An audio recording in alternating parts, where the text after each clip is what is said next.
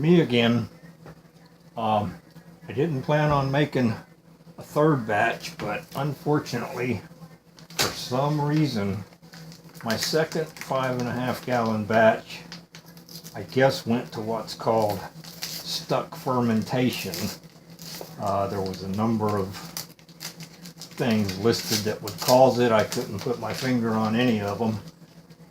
And I tried a couple of different methods to bring it back to life.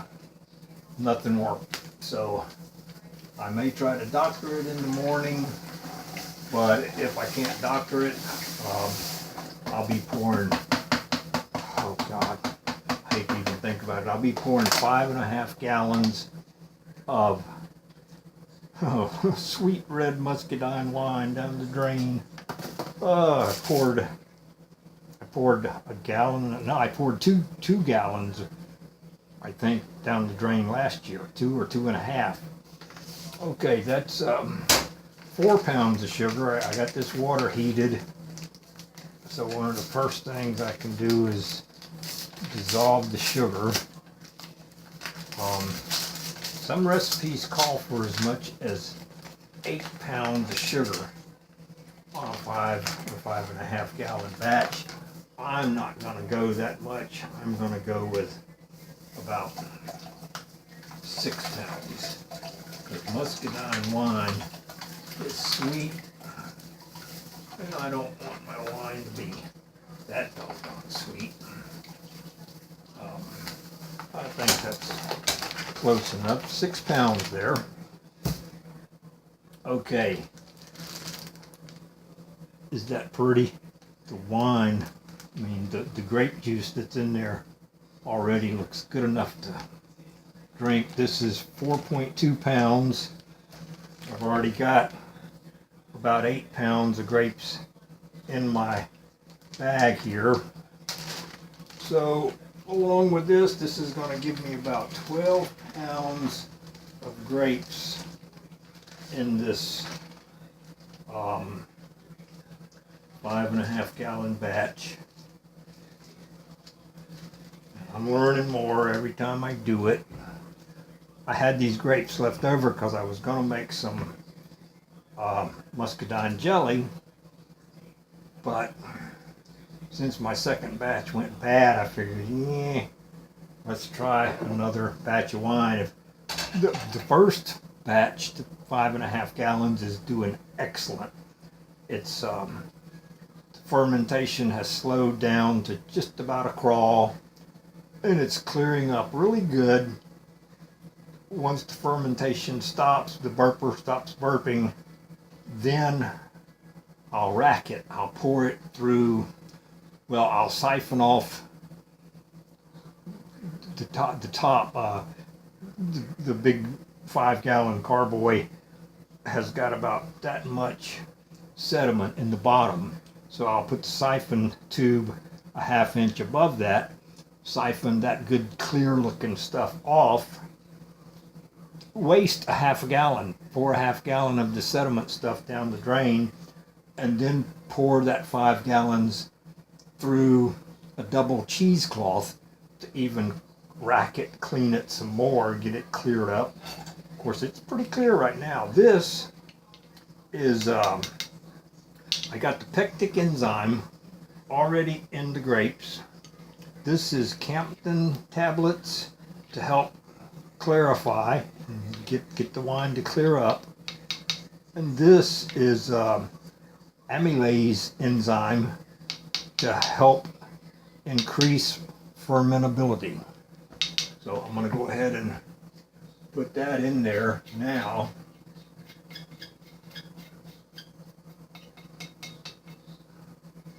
And then stir it. Get that sugar dissolved.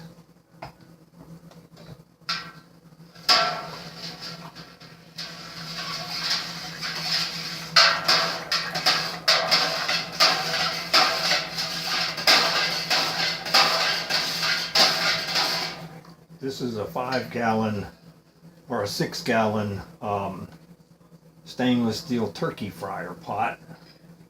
So, oh, that sugar's almost dissolved already, 6 pounds. I won't put this lid on to start the initial fermentation because that little hole doesn't allow enough air in. To start with, I'll just put a nice clean towel over it, tie it on, and let a bunch of air get to it for 7 to 10 days.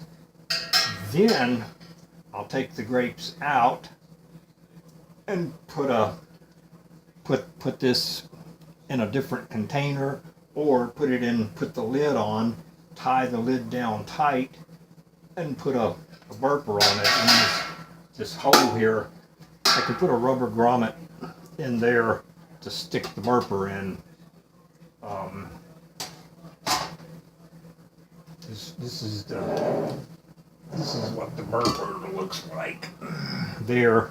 And this one, the white wine, is not burping, so it may be salvageable, it may not. You can see how much sediment is there at the bottom of it.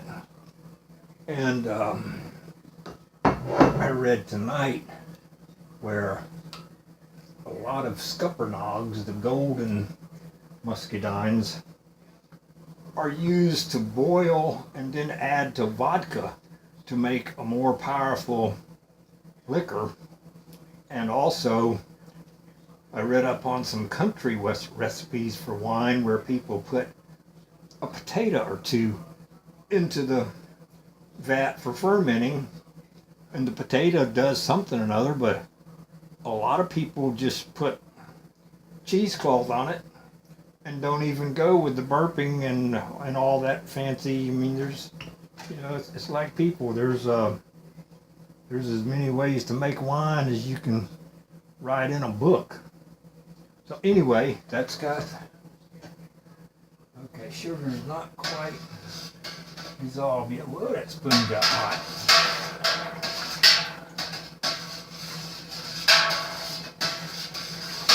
That's 2.5 gallons of distilled water. You don't want to use tap water when you make wine. It's got chlorine and fluoride and ammonia, or all the possibilities that you could have in it, so you don't want to make wine with that. You want to use distilled water or spring water, not purified water, because purified water is just tap water that Nestle and some of them companies run through a filter and say, oh, this is purified. Okay, now the trick is to get this bag of grapes.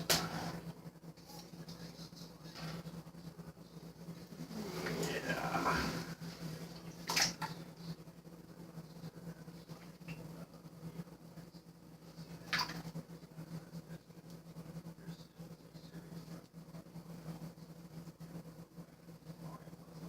Try to get these into the pot without spilling much juice, because it looks like I've got a gallon of juice down in there, and this is about 12 pounds of grapes here.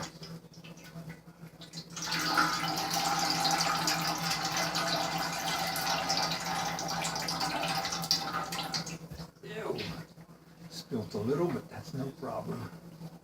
Okay, man, I'm gonna have a mind to. God, that smells so good.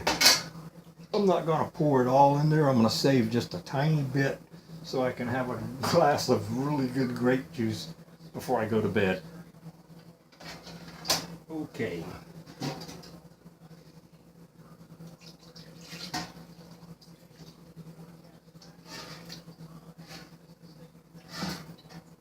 There. That leaves me a nice little glass full. Now, I think I need to wipe it off before I tie the rag on.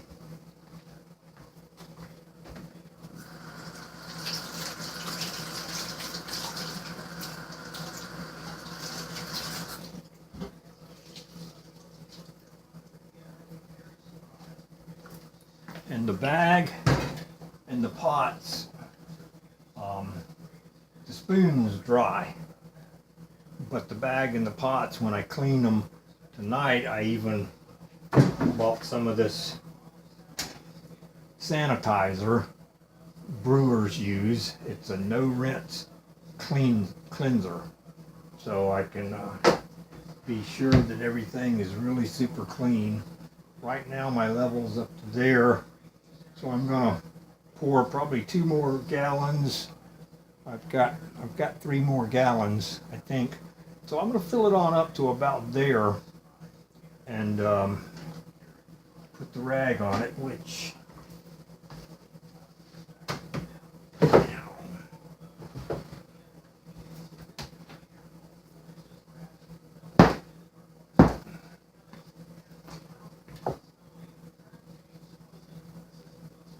there, a rag like that will allow plenty of air to get to it. So let's hope this one does better than the second one. This is batch number 3. And that's Ronnie's Winemaking 101 for tonight.